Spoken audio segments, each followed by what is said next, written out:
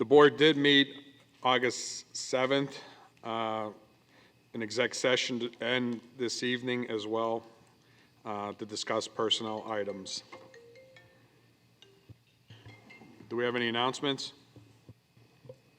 We are just a week away from the first week of school. Families are encouraged to check the Springford website for any important back-to-school information and dates. Please visit springford.net for more information. Did you have a good summer? Yes, You guys excited to start school again? a little bit. I am very excited. A little bit. Just Just a little bit. so between you, you're halfway excited. We'll get there. We'll get there. All right, we got a week to get into the mold. Yes. I'm sure, assuming the board had a good summer, since we haven't met since June, July? No, June, right? Could you believe it's August already? It's amazing. So public to be heard on agenda items only? Okay, oops. Have committee reports, give me 1 sec. Property committee did meet August 14th, the district office. We discussed a few items. Most importantly, we met to get an update on the expansion project. It is a big project underway, and we wanted to make sure we're staying on top of it. There were some a project to this size. We will see some change orders from time to time. There was a contingency built into the overall project cost. I believe we have a 5% contingency in place. We used a bit of it up, but we don't anticipate anything else for a while. But the project is moving forward. It's a few days behind schedule because of all the rain and that, but there's no anticipation of having any impacts on the school year and the tap-in dates that we have projected out. There's also, we are looking at getting information related to a video board for McNally Stadium. We are working with Upstage Video, and they're providing some names of companies in the area to have the experience with the type of equipment and installation of such scoreboards. And we will be getting additional information for pricing and all that, and be bringing it back to the board in the future. There was conversation before the summer break about classroom door window coverings. We had some samples brought in, and there was discussion on, if there's a reason for us to move forward, why are they needed? And right now, we believe that we are going to move forward with security blinds for the classroom doors that have glass in them, and that will be put forward to the board. I guess it's not a budget item, so that would have to come forward to the board over the next month or two as far as we continue forward with the procurement process. Is there anything you want to add to that, Robert, or is that pretty much covered? That's good? Okay. And also, the Facilities and Maintenance Department is looking at the CMMS, which is Computerized Maintenance Management System, needs for the district. We are in the process of reviewing 3 systems that would be considered for one of them will be considered for decision within the next few months as well, and that will be brought back to the board as well for approval.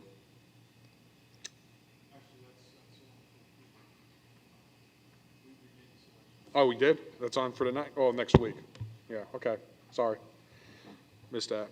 And then new business, couple things. One is that we are in the 3rd year of our renewal for trash service, and that will be going out for early bid next year. We are looking at the maintenance department has a 20-year plan, and within that 20-year plan, there's always replacement vehicles. And next year, within this budget year, we're looking at replacing 3 vehicles that are part of that 20-year plan. And a brief overview was given all the summer projects that are underway. And the good news is everything is on schedule, and very excited that all the buildings are ready for the start of school next week. So excellent job with getting all our buildings ready to go. I know that's always knuckle or nail biter, but we got it done. A few weeks, right? A couple weeks to spare? Oh, that's great. Great job. So as mentioned on actionable items, it is on the agenda for discussion tonight and approval next week of a new CMMS system, and also the approval of the 3 replacement vehicles as well. And there will be it's recommended for approval of a 3-year renewal option for advanced disposal as well. So all those things will be on the agenda for discussion and approval for next week. Any questions? Mr. DeBelli, the first thing you mentioned was the scoreboard, is that correct? No, the first thing I mentioned was the high school expansion. Okay, then which item was the scoreboard? Second item. The second item, jeez. Do we have any sponsorship for these things, outside sponsorship?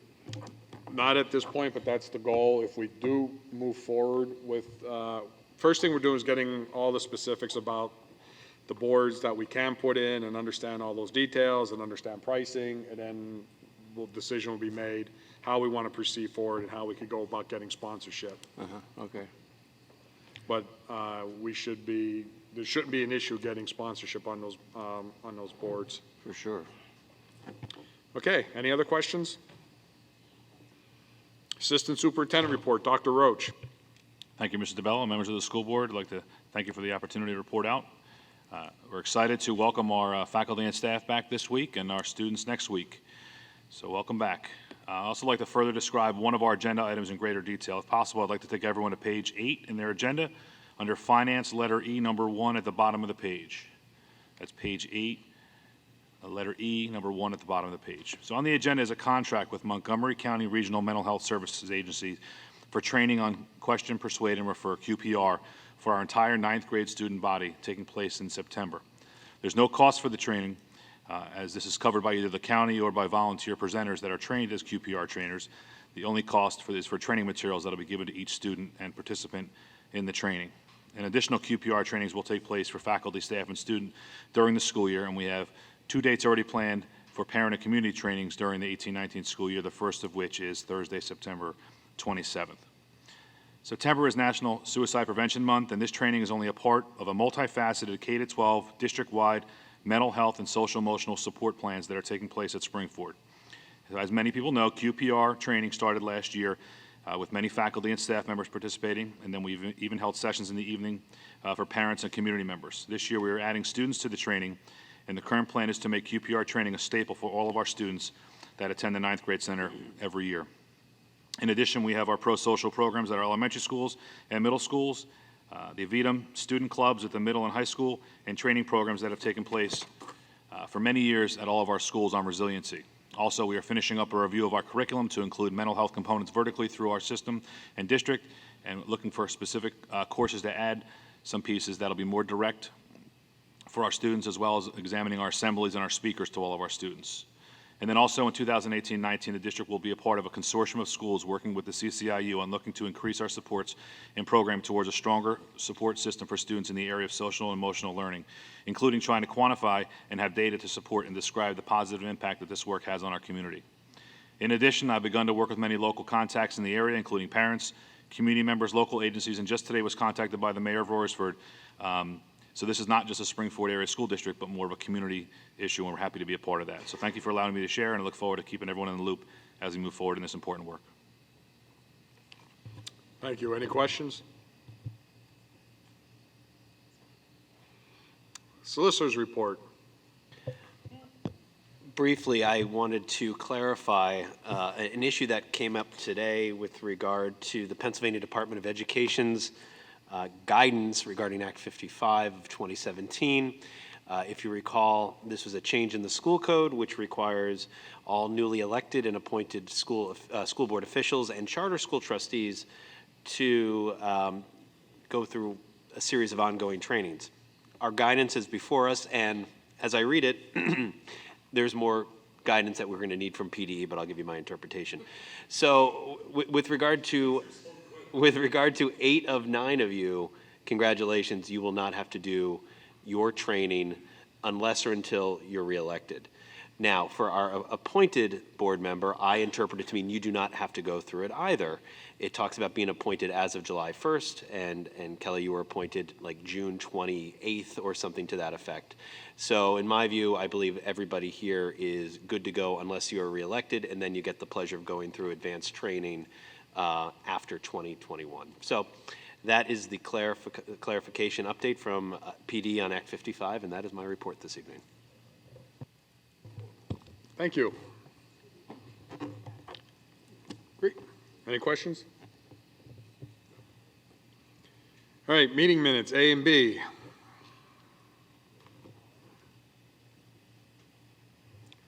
Personnel, A through J.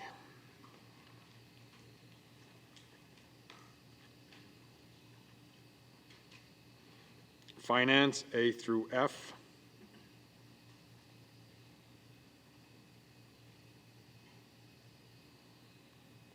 Property, A through D. Yeah, I have a question on A. Now, one of the three vehicles was an Isuzu stake body.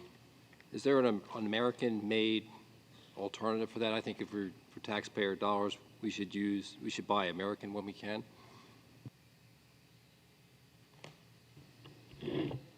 I can look into that, but I talked to the dealership, and that vehicle was made in North America.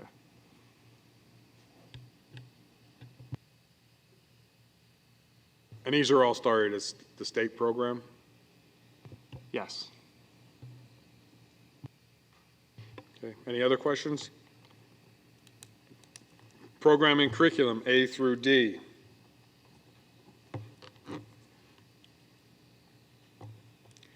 Conferences and workshops, A through H.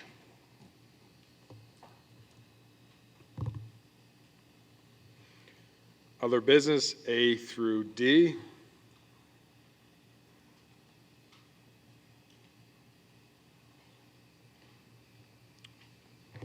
Any board comment? Yes, I reviewed the superintendent goals that came out that we got on Friday. I think there's a goal that we should have that I think is important.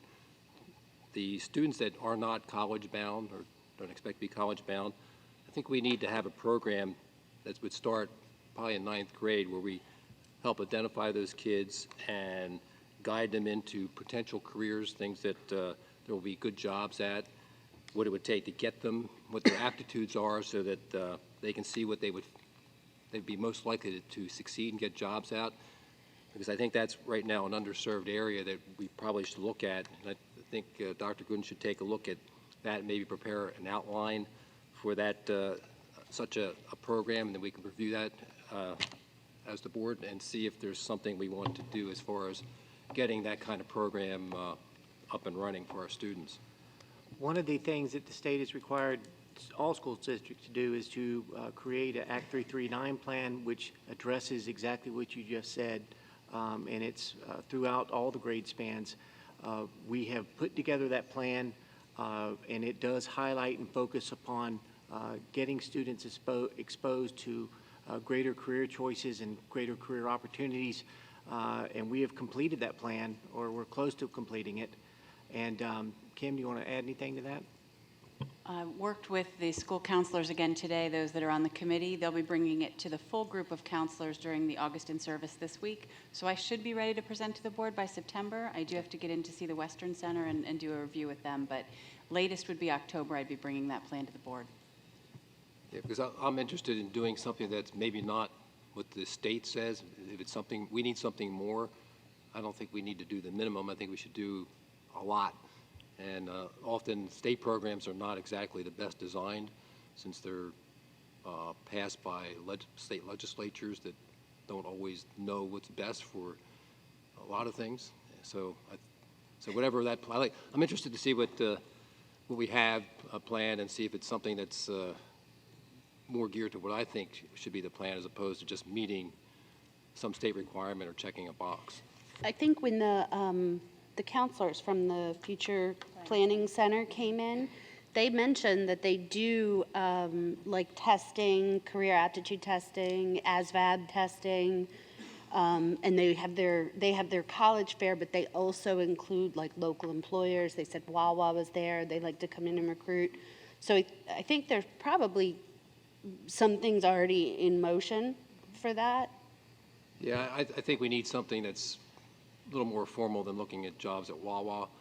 Not that it's not a good store, but I don't think that's the kind of career we want to That was just an example of one of the companies they had in. So- Hey, Wawa managers do very well. Yeah, but I think there's other things that even point kids towards the Western Center, which has careers that their jobs, training for careers that kids sometimes need to be focused on, because a lot of times those kids that are fit that situation are not the kids that are getting the guidance from their parents, and they really need it. I mean, the kids that are going to go to school, for the most part, can figure that on their own.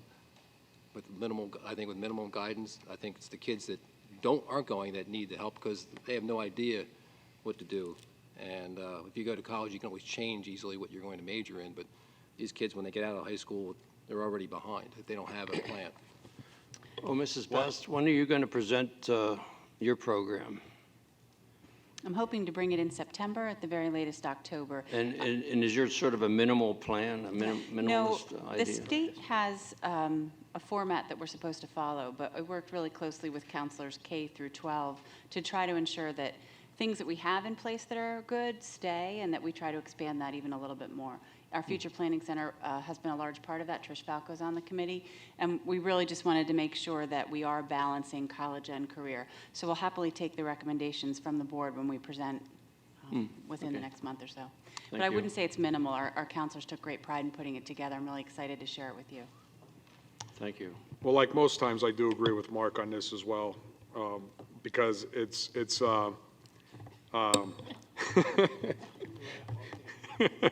but it is actually becoming, when you see across the country, it is becoming, we've done very well, with our college prep. We've done very well over the last several years with introducing, programs that are at the Western Center. I mean, we've seen that through our enrollment. We've seen that, with integrating ninth grade and bringing them into the fold. But there's a third piece to that is the kids that are going into military, which we continually support that as well. But there is the fourth piece of that, and it is starting to become a trend in the country where, and I don't know if we have the area as far as local businesses and all that, but there are areas where high schools build programs or partnerships with industry where kids could come right out of high school and go right into an apprentice program. And there's careers associated to that as well. And so there's a lot of different, so I look forward to the report that you guys could give in September, but just keep in mind that this is, I think what Mr. Dennert is saying is it's not only just college and the Western Center, it's just, are there things that we could do where kids could go right into some type of apprentice program or different things, and what kind of partnerships we could establish as well. Yeah, that's exactly what I'm looking at. That's why we agree. I mean, yeah. And So- this I'm has so been a happy you two multi, agree. yes. This is not a quick 1, 2, 3 that's been done with Act 339. We've been hearing about this in curriculum committee for the last year and a half now, since this came down the pike. So there has been a lot of thought put into this. I've asked some of those same exact questions about ensuring that we are focused as well on the direct job market, ensuring that Western is involved, since I sit on that committee as well. So I think you'll find that it is a comprehensive plan, and I'm hoping that the entire board will be happy with the outcome. I anxiously await the presentation. Yeah, I also think that there could probably be more of this in place than maybe we realize, because obviously the focus of FPC is the whole college and career and when they graduate and all of that. But, I know there are efforts, I'm on Western too, I know there are efforts there, I know that there are efforts in-house, and maybe it would be really great for us to see it kind of pulled all together and present it so we can see what's going on, have it highlighted, let us support it as well. Well, I recommend that we have a presentation in September or so when you're ready. How about a presentation? I think we could invite Mr. Moritzen to come and tell us about the programs they have for apprenticeships and things that addressing the questions that you've already asked. Yeah, that's probably a separate presentation. Yeah, that's a whole separate I'd be interested presentation. to see that as far as how they project what are going to be the careers in the future as opposed to some of the things we have now. And Well, see- that and- is and try to dictated, match that's up. dictated by the state, unfortunately. Well, I'd like to see what we can, what the Western Center can do, or what they are doing, because I read continually in the newspaper that how many different of the trades are, the people are growing old, and they're going to be retiring, and the young people aren't going into those trades. So And they that- do look at that, Mark, regularly, as far as the trends for what's happening, where the jobs are, where the holes are in the markets, you know, and they do try and target those areas as well when it comes to enrollment time. So we look at the trend analysis regularly at the Western Center as far as programming, what we have that we're offering, what we don't have, what we could offer. And so that is looked at as far as then where the jobs are going to be as well. Yeah, and hopefully the presentation in September kind of matches up with guiding kids to those fields that the Western Center identifies as potential high potential jobs. That's strictly based on Western. That I know, presentation but- in September is not I going know, to but incorporate that. that should be a component of what they're going to do. It's because we should be in sync with them and funneling kids into those professions and into those programs so that they don't, some of them not going to naturally go to them because they don't know anything. I mean, when you're in your 8th grade, 9th grade, you don't really know what's out there. I mean, And that's part of the reason that we introduced the introductory programs at the 9th grade level, so that they could get a feel for different parts, different components. So they do have a feel for 3 different areas in a 6-month time frame or a half-a-year time frame. All right, why don't we just wait for Mrs. Bass' report, and then we can comment more on this presentation. Yeah, I'm with you on that. Any other board comment? Public to be heard. Please keep comments to a limit of 3 minutes.